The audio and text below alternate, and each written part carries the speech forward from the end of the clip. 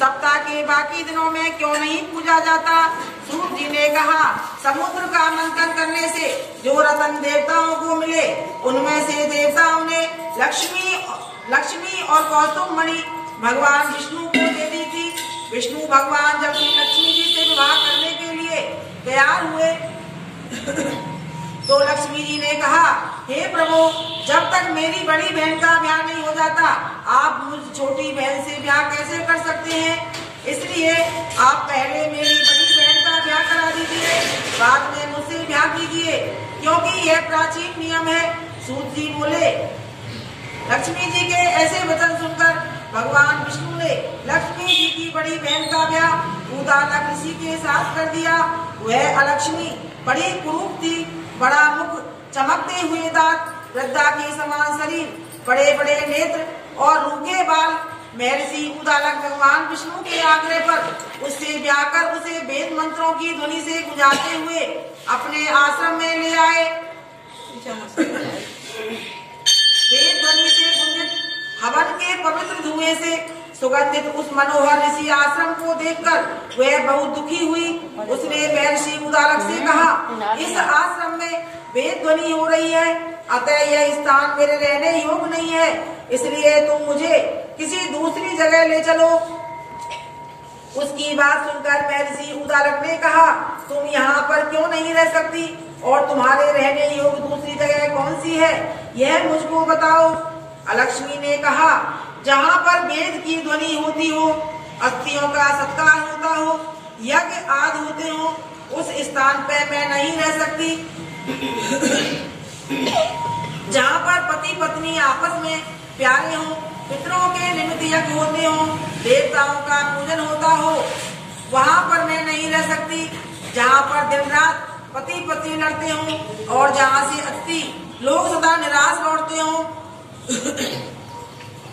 जहाँ पर पूज्य वृद्धों, सत्य पुरुषों तथा मित्रों का अनादर होता हो और जहाँ दुराचारी, चोर, परिस्थितिगामी प्राणी रहते हैं, जहाँ पर गौ का वध, मदपान, ब्रह्म हत्या आदि पाप होते हैं, वहाँ पर मैं प्रसन्नता पूर्वक निवास करती हूँ। ये लक्ष्मी कुलक्षणी है, दरिद्रनी, जिनके घर में दिन रात लड़ाई हो गए, जिनके घर में दारू शराब पीने, जिनके घर में कोई साधु सन्यासी आ जाए उनको सत्कार नहीं हुए, कोई मेहमान, कोई हमारा अतिथि आए, रिश्तेदार आए, उसको प्रेम पूर्वक अच्छी तरह नहीं रखे, अरे कहाँ से आ गई और आ गई यहाँ पर, उनके यहाँ मुझे मेरा अच्छा लगता है मुझे। और जिनके यहाँ हवन पाठ पूजा होता है, मैं माने रह सकती। सूत जी ने कहा, इस प्रकार लक्ष्मी ने के वचन सुनकर उदालक का मन मलिन हो गया। वह इस बात को सुनकर चुप रह गए। थोड़ी देर तक चुप रहकर रहने के बाद उन्होंने कहा कि अच्छा, तुम्हारे लिए ऐसा ही स्थान खोजूंगा, अतः मैं जब तक तुम्हारे लिए ऐसा स्थान ढूंढ कर न आऊं, तब तक तुम इस पीपल के नीचे चुपचाप बैठी रहो। सूत जी ने कहा। महर्षि उदालक उसे पीपल के नीचे बिठाकर उसके रहने योग्य जगह ढूंढने के लिए चले गए, लेकिन जब वे बहुत समय तक प्रतीक्षा करने पर भी वापस नहीं लौटे तो अलक्ष्मी रोने लगी। उसका बुरी तरह से रोना लक्ष्मी जी ने बैकुंठ में भी सुना तो वह व्याकुल हो गई।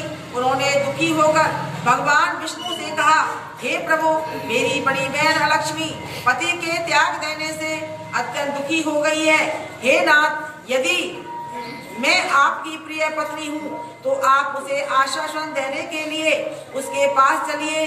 पत्नी की प्रार्थना सुनकर कृपा सिंधु भगवान लक्ष्मी जी को साथ लेकर उस पीपल के पास गए जहाँ पर वह बैठी रो रही थी। उसको आश्वासन देते हुए भगवान विष्णु ने कहा, हे लक्ष्मी, इस पीपल की जड़ में तुम सदा के लिए निवास करो, क्योंकि मेरे ही अंश से इसकी उत्पत्ति हुई है और इसमें मेरा निवास रहता है। प्रति वर्ष गृहस्थ लोग तुम्हारा पूजन करेंगे और उन्हीं के घर में तुम्हारी छोटी बहन निवास करेगी। स्त्रियों को विविध प्रकार के उपहारों से तुम्हारी पूजा करनी चाहिए। मनुष्यों को चाहिए कि वह पुष्प, धूप, दीप, गंध आदि से तुम्हारी पूजा करे, तभी लक्ष्मी जी उन पर प्रसन्न रहती हैं होंगी। सूत जी ने कहा, भगवान श्री कृष्ण सत्यभामा तथा पृथु और नारद का सम्मान तुमको सुना दिया है, जिसके सुनने से ही मनुष्य के सब पाप नष्ट हो जाते हैं और उसे वैकुंठ की प्राप्ति होती है। तुमको जो पूछना हो पूछ सकते हो, उसमें मैं विस्तार से कहूँगा। सूत जी की बात सुनकर शौनकादिक ऋषि महर्षि थोड़ी देर तक प्रसन्नचित्त से वहाँ बैठ रहे। बाद में वह श्री नारायण जी के दर्शन को चल दिए। जो प्राणी इस कथा को सुनता है और दूसरों को सुनाता है, वह इस संसार में संपूर्ण गुणों को प्राप्त करता है। गुरु कार्तिक